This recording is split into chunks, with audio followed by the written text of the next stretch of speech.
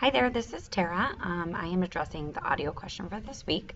As an English teacher, we use audio quite a bit. One of the main ways in which we use audio is by playing different texts if we are listening or reading in class. I have listened to 12 Angry Men, Romeo and Juliet, Macbeth, through Audible, other subscriptions as well, and I find that to be a pretty great way for students to engage with text. Obviously, the ideal way to engage with text is by having the students read it themselves, but certain days when it gets too difficult with the language or things like that, it's a nice break for them to be able to do Audible. So that's the first way that I use audio in class. I have always thought of and dreamed of creating podcasts for my research paper that explains some of the things like plagiarism or, works cited pages and some of the things that some of the classmates did where they had themselves talking and then that screen cast. Following them is such a great way to do that. I actually tried to download some of those things, and one of the issues is that the computers we have here that are issued by school they basically get full the more that you download onto your computer, of course, like any other one. But I don't have too much on my computer, and it's too full to house something of that nature. So I'm actually thinking of getting a new computer for the sake of that. But anyway, I think that would be a great way to engage students with an audio connection to also what they're seeing visually.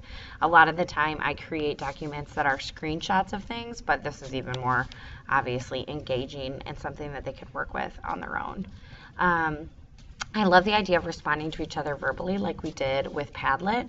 I use Padlet all the time, but I've never used the recording piece, so that's something that I'll look into in the future. I try to mimic college classes and my senior classes especially and have them create a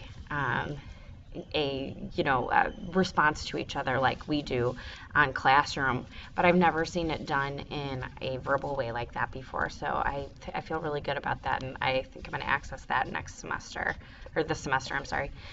I've also had a thought to listen to podcasts. Obviously, we as adults, a lot of us get into podcasts, and I listen to them in the car on the way to work, and there's been a couple of them that I've heard that I thought would be interesting for my students.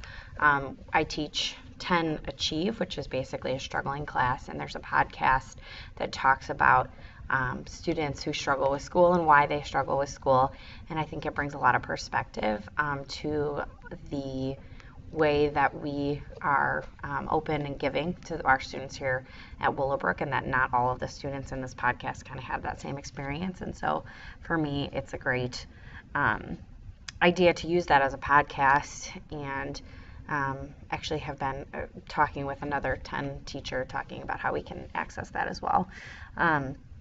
Largely, though, we listen to text, and that's the way that I use it right now. But I think that with this class, hopefully I'll find some new ways to access audio use. And it looks like some of you guys are really amazing with what you guys can do in terms of technology. I always thought myself to be a technology guru, but I'm seeing some really great things already in this class that are making me want to learn more. So thanks for listening, and talk to everybody soon.